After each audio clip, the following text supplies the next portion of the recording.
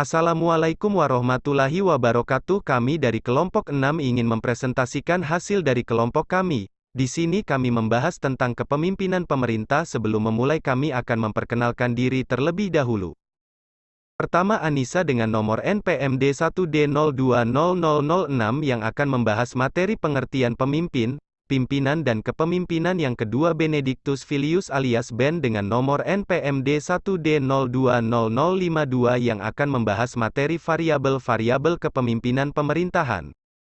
Selanjutnya yang ketiga ada Kristalina dengan nomor NPMD 1D020042 yang akan membahas materi fungsi kepemimpinan pemerintahan dan perilaku kepemimpinan. Yang keempat Syifaul Janah dengan nomor NPMD 1D020058 yang akan membahas materi pengertian kepemimpinan pemerintahan, komponen kepemimpinan dan karakteristik kepemimpinan. Lalu yang kelima Yorianda Asidki dengan nomor NPMD 1D020070 yang akan membahas materi pelaksanaan kepemimpinan pemerintahan di Indonesia. Dan yang terakhir Yolanda Anggraini dengan nomor NPMD 1D020012 yang akan membahas materi gaya kepemimpinan pemerintahan dan teknik kepemimpinan pemerintahan. Langsung aja kita masuk ke materi yang pertama yaitu tentang pengertian pemimpin, pimpinan dan kepemimpinan. Baiklah, saya di sini akan menjelaskan mengenai pengertian antara pimpinan, pemimpin, dan kepemimpinan. Menurut istilah, kepemimpinan berasal dari kata dasar pimpin, yang artinya bimbingan atau tuntun. Kemudian kata pimpin, lahir kata kerja memimpin, yang artinya membimbing atau menuntun. Kemudian timbullah kata benda yang menjadi pemimpin, yaitu orang yang berfungsi memimpin atau orang yang membimbing atau menuntun. Kemudian dalam sehari-hari muncul istilah pimpinan, kepimpinan, dan kepemimpinan.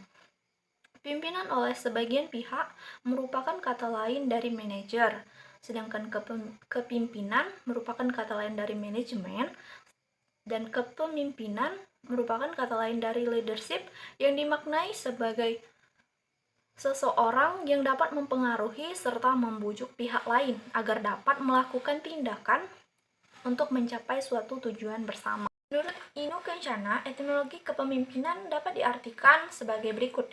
Yang pertama berasal dari kata dasar pimpin yang dalam bahasa Inggris leader, yang dimaknai sebagai arti bimbing atau tuntun. Dengan begitu, di dalamnya terdapat dua orang, yakni seorang yang dipimpin dan seseorang yang memimpin. Yang kedua yakni setelah ditambah awalan pe menjadi pemimpin, atau dalam bahasa Inggrisnya yaitu leader. Berarti orang yang mempengaruhi pihak lain melalui proses kewibawaannya dan komunikasi sehingga orang lain tersebut mau bertindak sesuatu dalam mencapaian tujuan tertentu. Yang ketiga apabila ditambah akhiran an kemudian menjadi pimpinan, yang artinya seseorang yang mengepalai. Kemudian pemimpin dan pimpinan dapat dibedakan. Pimpinan yakni kepala cenderung lebih otokratis, sedangkan pemimpin yakni ketua lebih cenderung lebih demokratis. Yang keempat, setelah dilengkapi awalan ke menjadi kepemimpinan yang dimaknai sebagai leadership, berarti kemampuan dan kepribadian seseorang dalam mempengaruhi serta membujuk pihak lain agar melakukan tindakan pencapaian tujuan bersama, sehingga dengan demikian yang berkaitan menjadi awal struktur dan pusat proses kelompok itu tersendiri. Yang mengemukakan pendapatnya yakni Pamuji.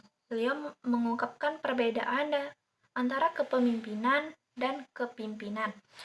Ada 5 poin yang beliau sampaikan. Yang pertama, kepemimpinan nuansanya mengarah kepada kemampuan individu, yaitu kemampuan dari seorang pemimpin. Sedangkan kepemimpinan mengarah pada sistem dan mekanisme kerjanya. Yang kedua, kepemimpinan merupakan kualitas hubungan atau interaksi antara si pemimpin dan pengikutnya dalam situasi tertentu.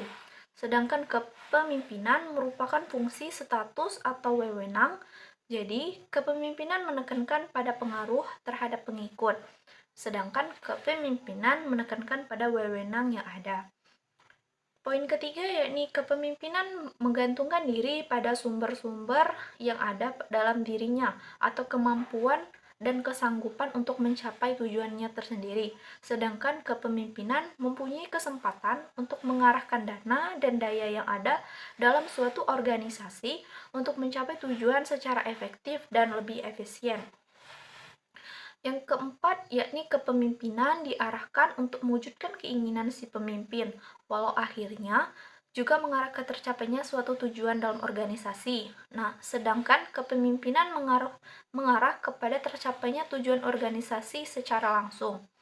Yang terakhir, yakni kepemimpinan lebih bersifat hubungan personal yang berpusat pada diri seorang pemimpin itu sendiri dan pengikut serta situasi. Sedangkan kepemimpinan bersifat impersonal dengan masukan atau input, logika, rasio, analitis, dan kuantitatif dari suatu organisasi itu.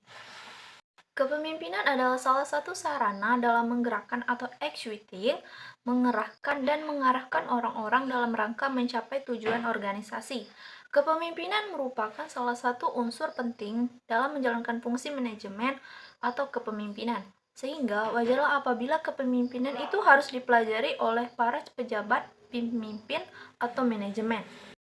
Kemudian, Tali Ziduhu Ndraha mengemukakan perbedaan antara kepimpinan dan kepemimpinan sebagai berikut. Kepimpinan kemampuan untuk mempengaruhi orang lain melalui usia, senioritas, kekuatan fisik, keterampilan, keahlian, status sosial, keahlian, kekayaan, gelar, keteladanan, moralitas, ketekunan, disiplin, pendirian, keteguhan, pengorbanan, pengalaman, kearifan, kerjasama, kebersamaan, serta keadilan, dan lain-lain. Sedangkan kepemimpinan atau kekepalaan cenderung memiliki kemampuan untuk mengendalikan orang lain melalui kekuasaan, otoritas atau kewenangan, pemerintah, perintah, kekuatan, paksaan, serta kekerasan. Dari pendapat beliau dapat kita simpulkan bahwa seorang pemimpin dapat memiliki otoritas jika ia diangkat menjadi seorang kepala atau pimpinan unit kerja di suatu tempat tertentu. Pemimpin yang memiliki sumber daya seperti itu disebut pemimpin formal, sedangkan kepemimpinannya disebut kepemimpinan formal. Pemimpin lain yang tidak memilikinya disebut pemimpin informal. Seorang pemimpin atau kepala dapat memiliki kepemimpinan jika ia berhasil menumbuhkan, menggunakan, serta mengembangkan berbagai kemampuan daya kepemimpinan yang telah disebutkan di slide sebelumnya. Pimpinan atau kepala yang terbukti memiliki kepemimpinan disebut pimpinan kepala atau kepala yang berkepemimpinan, sedangkan yang lain yang tidak memiliki kemampuan tersebut disebut pimpinan atau kepala yang tidak berkepemimpinan. Pendapat ahli yang terakhir yaitu Ralph M. Stougdill. Sebagaimana dikutip dalam Inu Kencana menghimpun 11 kelompok dari keseluruhan definisi tentang kepemimpinan yaitu sebagai berikut. Yang pertama, kepemimpinan sebagai pusat proses kelompok, di mana kepemimpinan merupakan puncak atau pusat dari suatu proses pencapaian tujuan dari suatu kelompok itu sendiri. Yang kedua, kepemimpinan sebagai kepribadian yang berakibat. Yang ketiga, kepemimpinan sebagai seni menciptakan kesepakatan, di mana kepemimpinan menjadi tempat memutuskan apakah terjadi kesepakatan di antara pemimpin dan yang dipimpin. Yang keempat, kepemimpinan sebagai kemampuan untuk mempengaruhi. Yang kelima, kepemimpinan sebagai tindakan dalam berperilaku. Yang keenam, kepemimpinan sebagai suatu bentuk bujukan.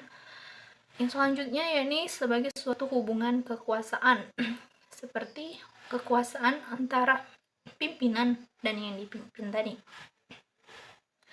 Yang selanjutnya sebagai sarana pencapaian tujuan. Yang ke-9 sebagai sarana interaksi. Yang ke-10 sebagai pemisahan peranan. Dan yang terakhir yakni sebagai awal struktur. Selanjutnya materi tentang pengertian kepemimpinan pemerintahan, komponen kepemimpinan dan karakteristik kepemimpinan. Di video ini, saya akan membahas tentang 3 subbahasan yaitu pengertian dari kepemimpinan pemerintahan, komponen kepemimpinan, dan karakteristik kepemimpinan. Sebelum kita membahas tentang arti dari kepemimpinan pemerintahan, ada baiknya kita tahu apa itu pemerintahan. Di sini saya mengutip arti pemerintahan menurut beberapa ahli. Yang pertama ada W.S. Sayre. Dia berpendapat bahwa pemerintahan adalah organisasi dari negara yang memperlihatkan dan menjalankan kekuasaannya. Kemudian pendapat yang kedua dari R. McIver yang mengatakan bahwa pemerintahan adalah suatu organisasi dari orang-orang yang mempunyai kekuasaan, bagaimana manusia itu diperintah. Kemudian pendapat yang ketiga dari Musannaf. Ia mengatakan bahwa ilmu pemerintahan merupakan suatu ilmu yang dapat menguasai dan memimpin, serta menyelidiki unsur-unsur dinas yang berhubungan dengan keserasian ke dalam antar dinas-dinas itu, dengan masyarakat yang kepentingannya diwakili dinas tersebut. Nah, dari situ kita bisa tahu apa itu arti dari kepemimpinan. Kepemimpinan merupakan hubungan antara pemimpin dengan yang dipimpin, di mana yang memimpin di sini adalah pemerintah dan yang dipimpin adalah rakyatnya sendiri. Dalam lingkup internal pemerintahan, maka yang dimaksud dengan pemimpin adalah seorang atasan, kepala, atau pemimpin, yang dipimpin adalah bawahannya. Kepemimpinan pemerintahan adalah terapan teori kepemimpinan di dalam bidang pemerintahan. Terapan ini diwarnai dengan sifat-sifat khas di bidang pemerintahan itu sendiri.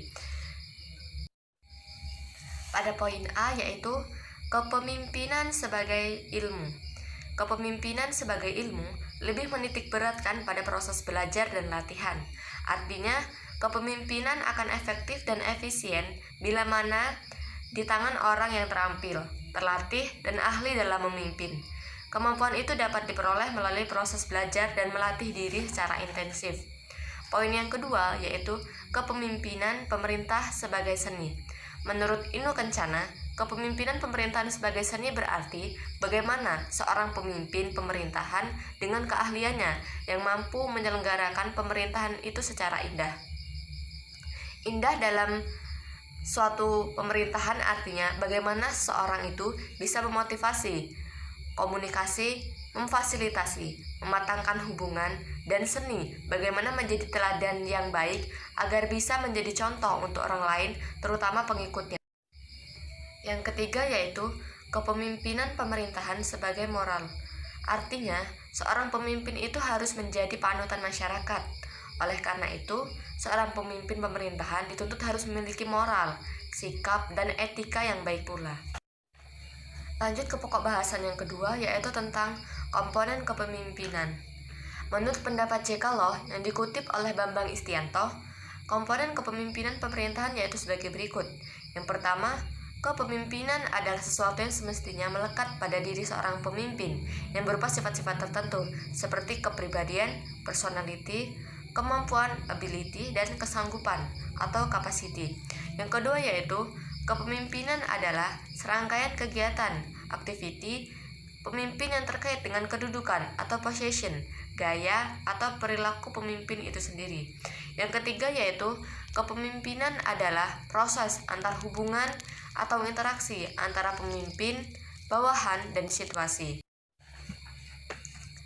Kepemimpinan pemerintahan mempunyai arti strategis dalam rangka mendorong dan menggerakkan pencapaian tujuan organisasi melalui orang lain, di samping menjalankan fungsi utamanya dalam mengambil keputusan. Kepemimpinan memiliki intensitas yang tinggi terhadap hubungan antara manusia, baik secara vertikal maupun horizontal, dan interaksi sosial yang bersifat diagonal, atau hubungan keluar sebagai satu kesatuan dalam menjaga, memelihara, dan mengembangkan organisasi agar pencapaian tujuan organisasi itu dapat optimal. Lanjut ke pokok bahasan yang ketiga, yaitu karakteristik kepemimpinan. Menurut Pamuji yang dikutip oleh Bambang Istianto, terdapat 4 karakteristik kepemimpinan, yaitu sebagai berikut. Yang pertama, seorang pemimpin itu berorientasi dan mengarah kepada kemampuan individu. Yang kedua, pemimpin itu menunjukkan kualitas hubungan dan interaksi antara si pemimpin dan pengikut. Yang ketiga, menggantungkan diri kepada sumber-sumber individu sepemimpin, walaupun akhirnya mengarah kepada tercapainya tujuan organisasi. Yang keempat yaitu hubungan yang lebih bersifat personal, dan informasi berpusat pada diri si pemimpin, pengikut, dan institusi. Karakteristik kepemimpinan lebih menegaskan bahwa seorang pemimpin itu akan selalu berinteraksi dengan pengikutnya. Namun, kemampuan individu pemimpin itu tetap menjadi modal dasar yang utama bagi seorang pemimpin untuk memiliki pengaruh dan menjaga kewibawaannya supaya para pengikutnya tetap bertambah, meningkat loyalitas dan dedikasinya terhadap pencapaian tujuan organisasi. Sekian pembahasan dari saya. Terima kasih. Menurut Pamuji pada tahun 1992, terdapat 3 variabel kepemimpinan. Yang pertama adalah kepemimpinan, yaitu yang menjalankan fungsi pemimpin atau leadership. Yang kedua, kepengikutan atau followership. Yang ketiga adalah situasi dan kondisi, yang dimana situasi dan kondisi adalah 3 variabel tersebut. Inu Kencana berpendapat bahwa pemerintahan harus otokratis atau demokratis. Faktor penyebab pemerintahan harus demokratis atau otokratis disebabkan oleh faktor-faktor berikut ini. Jika dalam suatu negara itu berbentuk federal atau serikat, maka bentuk pemerintahan dalam suatu negara tersebut cenderung lebih demokratis. Sedangkan jika dalam suatu negara tersebut berbentuk kepulauan, maka pemimpin pemerintahannya cenderung lebih otokratis. Yang kedua adalah faktor geografis. Jika dalam suatu negara berbentuk kepulauan, maka cenderung lebih demokratis. Artinya pemimpin pemerintahan dipilih melalui putra daerah mereka sendiri. Sedangkan jika dalam suatu negara berbentuk kontinental, maka mereka cenderung menjalankan otokratisasi. Yang ketiga adalah faktor warga negara. Jika dalam suatu negara itu penduduknya homogen, maka sebaiknya pemimpin pemerintahan berbentuk otokratis. Sedangkan jika dalam suatu negara itu heterogen, maka akan lebih baik jika bentuk pemerintahan mereka demokratis, agar dapat menampung aspirasi dari suku, ras, agama, dan budaya dari ras yang berbeda-beda di dalam satu negara tersebut. Yang keempat adalah faktor sejarah. Jika dalam suatu negara tersebut terdapat berperangan, maka sebaiknya negara tersebut memiliki bentuk pemerintahan otokratisasi. Sedangkan jika negara tersebut aman, maka negara tersebut berbentuk demokratis. Yang kelima adalah faktor efisiensi dan efektivitas. Jika dalam suatu negara menginginkan efisiensi, maka suatu negara tersebut harus demokratis. Sedangkan jika dalam suatu negara lebih mengarah pada efektivitas, maka dalam suatu negara tersebut berbentuk otokratis. Yang keenam adalah faktor politik. Jika dalam suatu negara tersebut ingin perekonomian yang terkontrol, maka dalam suatu negara tersebut hendaknya berbentuk otokratis. Sedangkan jika dalam suatu negara tersebut menginginkan penduduk yang terdidik, maka lebih baik bentuk pemerintahan mereka adalah demokratis. Yang ketujuh adalah faktor rezim yang berkuasa. Jika dalam suatu negara pemimpin pemerintahannya tidak suka dikritik, maka mereka masuk pada otokratisasi. Sedangkan jika dalam suatu negara pemimpinnya suka melakukan musyawarah terhadap masyarakatnya, itu termasuk dalam demokratis.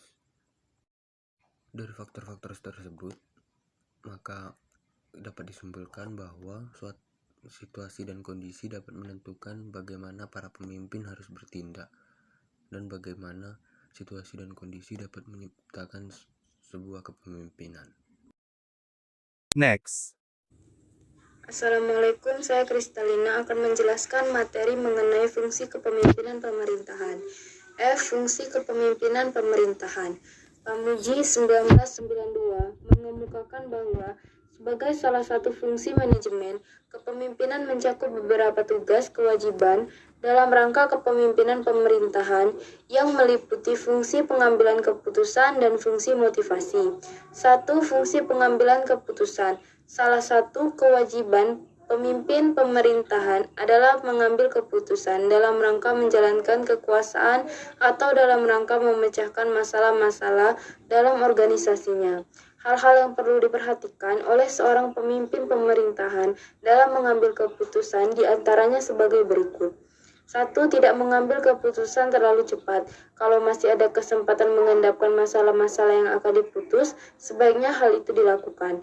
2. Tidak mengambil keputusan mengenai masalah-masalah yang pada saat itu belum memerlukan keputusan. Yang dimaksud di sini ialah mencari saat waktu yang tepat. 3. Tidak mengambil keputusan apabila tidak dapat diefektifkan atau dilaksanakan. 4. Tidak mengambil keputusan yang seharusnya dibuat oleh orang lain. Menurut Pamuji, klasifikasi keputusan atas dasar kriteria tingkatan manajemen kepemimpinan pemerintahan meliputi sebagai berikut. 1. Keputusan administratif, yaitu keputusan yang diambil oleh seorang administrator.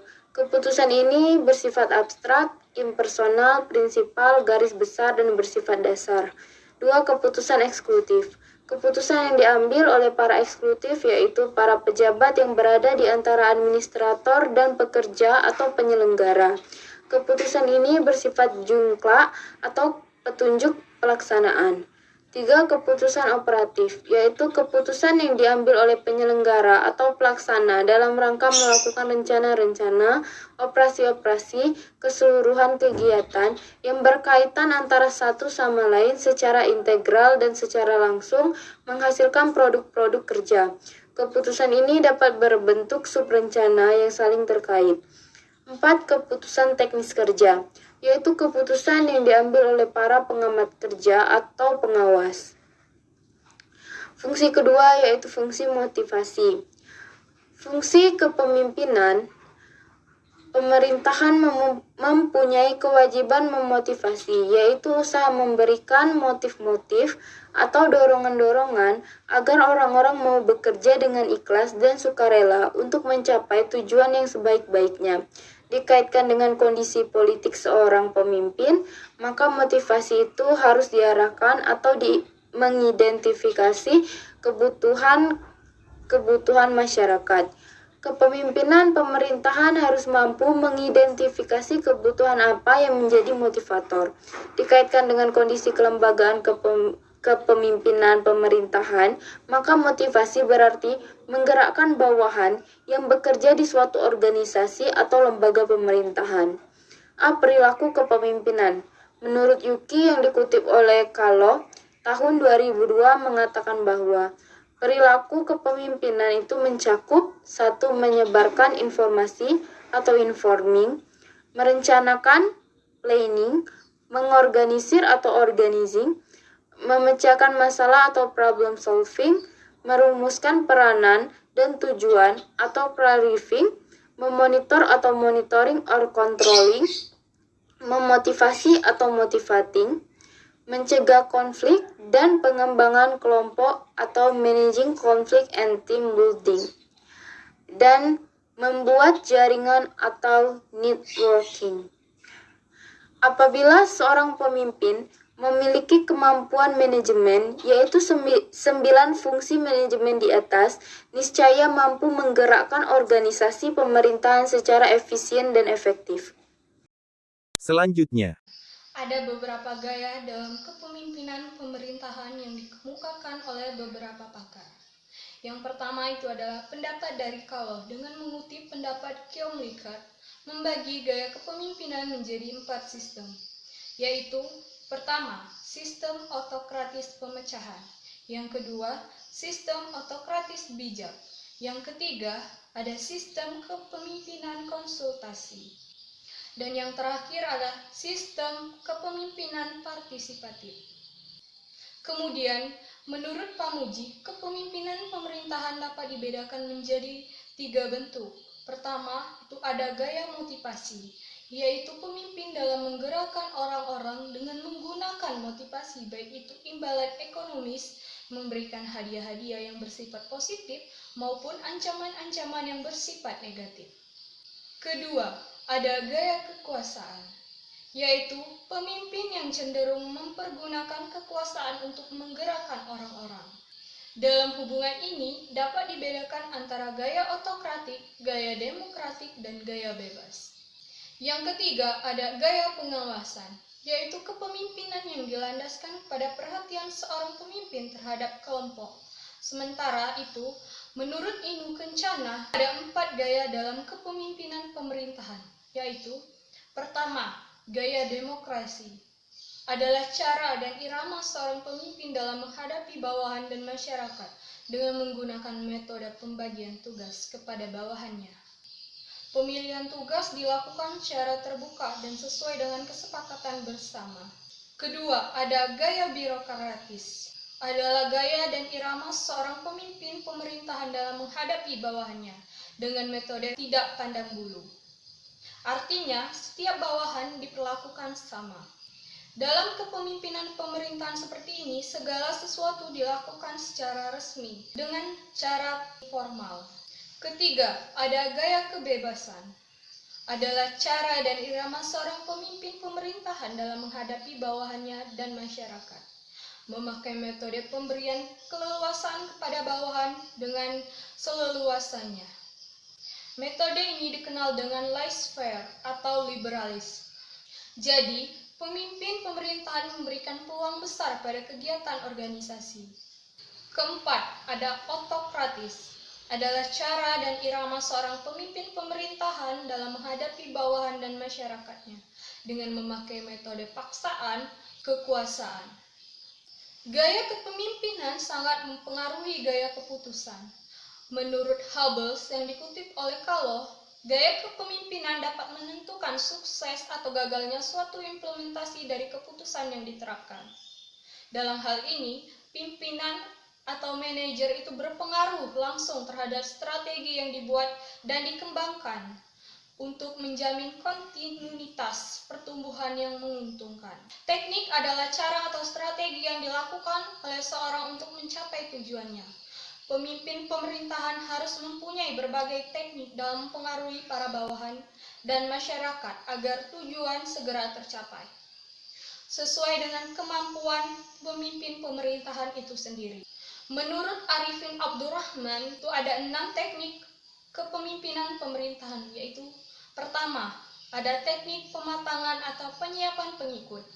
Dengan melalui teknik penerangan atau propaganda yang dimaksudkan untuk memberi keterangan yang jelas dan faktual pada orang-orang, sehingga mereka dapat memiliki pemahaman atau pengertian yang jelas dan mendalam mengenai suatu hal yang menyebabkan timbulnya kemauan mereka untuk mengikuti pemimpin sesuai dengan hati dan akalnya. Kedua, ada teknik human relation, merupakan proses atau rangkaian dari kegiatan 6 teknik kebutuhan seperti kebutuhan fisik, yaitu pangan, sandang, papan, dan lain sebagainya.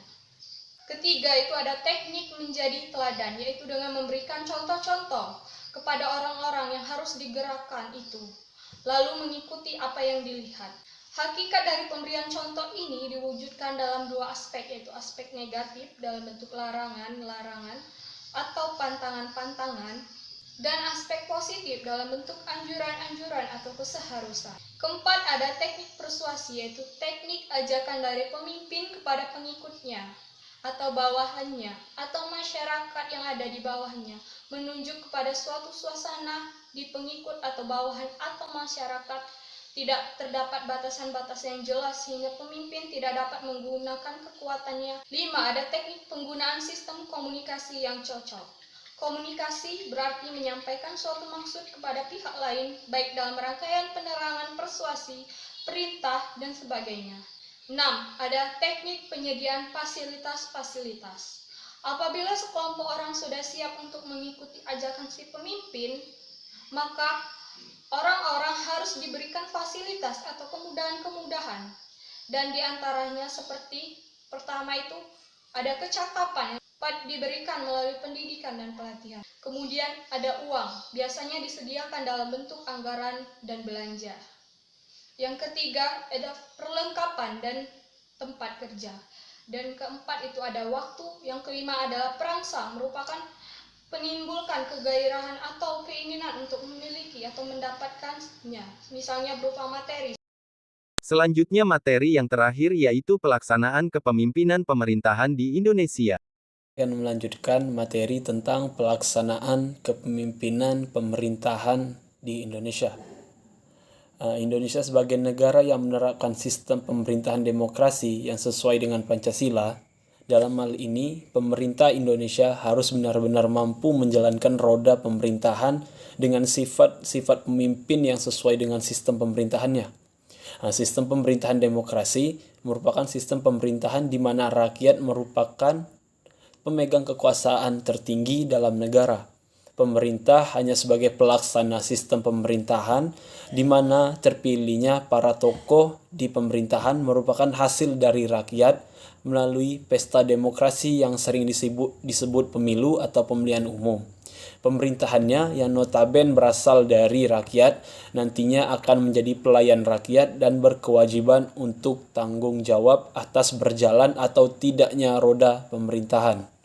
Dalam membahas pelaksanaan kepemimpinan pemerintahan di Indonesia, perlu diingat kembali sistem pemerintahan di Indonesia, di mana dikenal adanya tingkatan-tingkatan pemerintahan dari pusat, provinsi, kabupaten atau kota, kecamatan dan kelurahan atau desa. Dengan sendirinya, kepemimpinan pemerintahan di Indonesia terdapat di berbagai tingkatan pemerintahan tersebut dan dipandang sebagai suatu yang bersifat sistemik dan institusional. Sistemik artinya menyangkut orang banyak yang bekerja berdasarkan suatu sistem dan bukan hanya satu orang saja pada tingkat tertentu dalam hierarki pemerintahan. Sedangkan institusional artinya orang banyak terlibat dalam kepemimpinan itu, masing-masing memiliki posisi atau kedudukan tertentu dalam institusi atau organisasi tersebut. Kepemimpinannya merupakan produk bersama dari sejumlah besar pejabat penting yang bertindak sebagai staf. Staf diartikan sebagai suatu kelompok orang yang bertindak seakan-akan sebagai pikiran, tangan, dan kaki bantuan bagi pemimpin. Staf membantu dalam pemikiran dan memberikan nasihat-nasihat bagi pemimpin, membantu dalam menghimpun informasi. Persoalan staf ini akan menjadi lebih jelas apabila dihubungkan dengan konsep kepemimpinan, di mana pemimpin tidak dapat meninggalkan staf apabila ia hendak mencapai tujuan organisasi secara efisien. Demikian juga pemimpin, oleh karena itu jelaslah bahwa kepemimpinan lebih kepemimpinan. Pemerintah tidak terlepas dari staf. Menurut Pamuji, pelaksanaan kepemimpinan pemerintahan di Indonesia pada masing-masing tingkat pemerintahan adalah sebagai berikut. Yang pertama, di tingkat pemerintahan pusat, berdasarkan peraturan perundang-undangan yang berlaku, Presiden adalah kepala pemerintahan, dibantu oleh Wakil Presiden, dan menteri-menteri yang masing-masing diperlengkapi dengan staf kepresidenan, staf wakil presiden, dan staf kementerian departemen. Yang kedua, di tingkat pemerintahan ibu kota negara atau provinsi. Gubernur adalah pelaksana kepemimpinan pemerintahan dibantu oleh staf, baik sebagai staf umum maupun staf teknis yang sampai tingkat tertentu anggota staf tidak dapat mengambil keputusan atas namanya sendiri atas nama gubernur.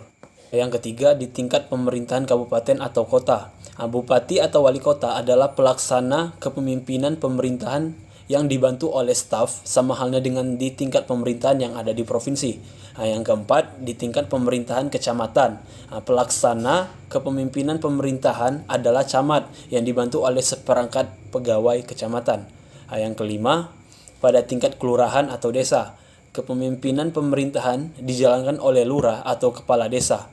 Kelurahan merupakan perangkat kecamatan yang dipimpin oleh lurah yang berada di bawah dan bertanggung jawab kepada camat. Sedangkan desa dipimpin oleh kepala desa yang dipilih secara langsung oleh masyarakat desa yang bersangkutan dalam suatu pemilihan kepala desa. Dalam menjalankan tugasnya, kepala desa dibantu oleh sekretaris desa dan kepala urusan. Berdasarkan hasil pembahasan dapat diketahui bahwa sebenarnya masyarakat Indonesia itu membutuhkan pemimpin yang jujur, yang lahir dari golongan muda, serta demokratis dalam cara pandang dalam menyelesaikan sebuah permasalahan dan sadar akan pentingnya keberagaman berbangsa dan bernegara. Pemimpin organisasi Indonesia, apapun jenisnya itu, harus dilandasi pada nilai-nilai Pancasila sebagai landasan falsafah negara kesatuan Republik Indonesia. Sudah sepatutnya menjadi tanggung jawab kita semua untuk mempersiapkan generasi penerus yang mempunyai karakter serta nilai dasar Pancasila, dibarengi dengan dasar agama yang kuat. Kepemimpinan pemerintahan mempunyai kedudukan yang sangat strategis dalam pelaksanaan kebijakan-kebijakan pemerintah dalam rangka mewujudkan tujuan negara dan cita-cita nasional. Terima kasih sudah menonton.